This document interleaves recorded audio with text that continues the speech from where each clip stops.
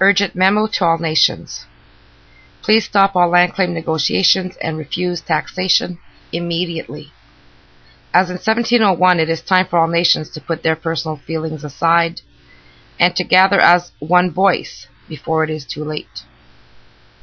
An emergency all nations Great Peace Gathering is needed due to a very different and critical purpose than just a Great Peace Gathering, which is to be held on July 15 to 20th, 2012 in Brantford, Ontario, Canada. You are all welcome to attend for the entire week, or you may attend whatever day you wish during that period. The Emergency All Nations Great Peace Gathering is to ensure the future of all nations and can only be a success if the decision makers of all nations gather to ensure your very existence as nations, since the governments are finalizing your assimilation through manipulation, lies, and deceit. The Assembly of First Nations Chiefs need to react once and for all, and especially during their meeting in Toronto, July 15th to 19th, for their people in regards to proper decolonization. Otherwise, all will be lost. This urgent meeting is about the future of your generation and the final extinction of your rights and existence, as they are being taken away from all nations behind closed doors by those too blind to see what is happening on a grander scale. Even if the hearts of the chiefs are in the right place, they have no clue what they are doing to this generation and the next 7 to come, because they have not been aware of what is going on worldwide at this moment and within other nations. For your own protection and your people's, all land claims negotiations must stop immediately. Otherwise, you will be giving away your rights to all of Turtle Island, which is all of the Americas. For some reason, in Canada and in the US, many have forgotten that they are North American Indians, and not Canadian or U.S. citizens. A Canadian or U.S. citizen is a Canadian or U.S. government immigrant. None of you are this.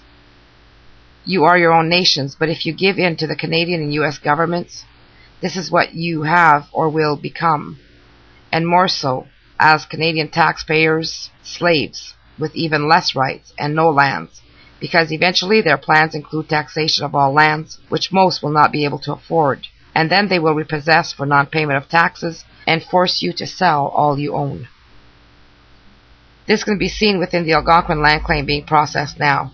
The Pikwakanagan lands will become a municipality and the peoples will lose their tax exemption status, becoming citizens. This is happening in more territories than you know. The governments have caused many issues within Native communities to stop everyone from seeing their agenda. They have kept you all too busy to see what they are getting away with on other reservations and territories.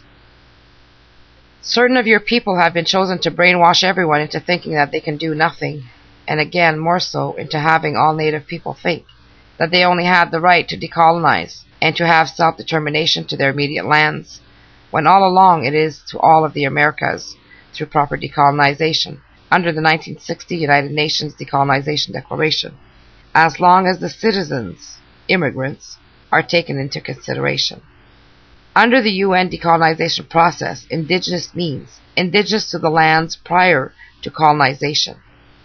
This is a fact, and if you miss this chance to reclaim who you and your children are, you will lose it forever, and not just for this generation, but for the next 7 to come. The time to act is now. We have made Sean Atleo and the Assembly of First Nations aware, but they choose to ignore these facts. Sean Atleo and the AFN chiefs have heard us, but still they refuse to discuss this issue. Why? Do they understand it? Maybe they don't. And as unfortunate as this is, they are the only voice of all your peoples on the international level that can stop the manipulation of your rights through proper decolonization. Yet they do nothing. Why? Are they too bought and paid for by the governments? If so, then you can help us change this by standing together. All we need to do is to stop all land claim negotiations and to file for proper decolonization. I hope and pray that the Great Spirit, Creator of all, will provide the people needed to step forward and to stand with us for all indigenous peoples of the Americas and worldwide once and for all. All of this can be done if we act in time. We just need those with a voice to remember who they are, and for those who think they have no voice, to make themselves heard. Because of free will, it is up to us to take charge of our future. Please remember this. Anyone who knows about your rights to proper decolonization and do not speak about it, or do nothing, are interfering with prophecies. When people fail to act, the prophecies cannot and will not happen unless we each do our part. Oh, and P.S., another thing to remember is that in Ontario, McGuinty is trying to abolish the Land Patents Act and to replace it with another. This means that you will no longer own the mineral and water rights upon your lands, and the term forever within the deeds will be wiped forever. Now, before we end this memo, I would like to speak a little bit more about the Eagle's Nest, All Nations Great Peace Gathering, and we welcome all colors of the four corners of the earth, as colonization was imposed upon all nations worldwide. If you were not a monarch or within the Vatican, you have been colonized, so all are welcomed. The opening ceremonies will begin at noon on July 15th, and we will be ending the evening with a unity fire, so that everyone will be able to meet and greet, welcome each other, and get to know one another. The next day, we will begin with speakers at 12 noon to 4 p.m. in regards to decolonization, as well as continuing on from 6 to 9 p.m. with an open mic information session for other speakers who would like to get on our agenda list to speak about what is happening on their reservations and territories. We will be ending on July 20th with a All Nations Great Peace Unity Walk to Queen's Park in Toronto. You are welcome to come any day that you wish, or to stay for the entire week, or even to stay as long as you wish, as we are also offering family camping areas, which are available for $10 a week. We will also have food and craft vendors on hand, as well as serving traditional foods for the elders and everyone else. So please join us for a week of Native and anti-colonial solidarity with sacred fires, speakers, artists, drumming circles, food, and refreshments.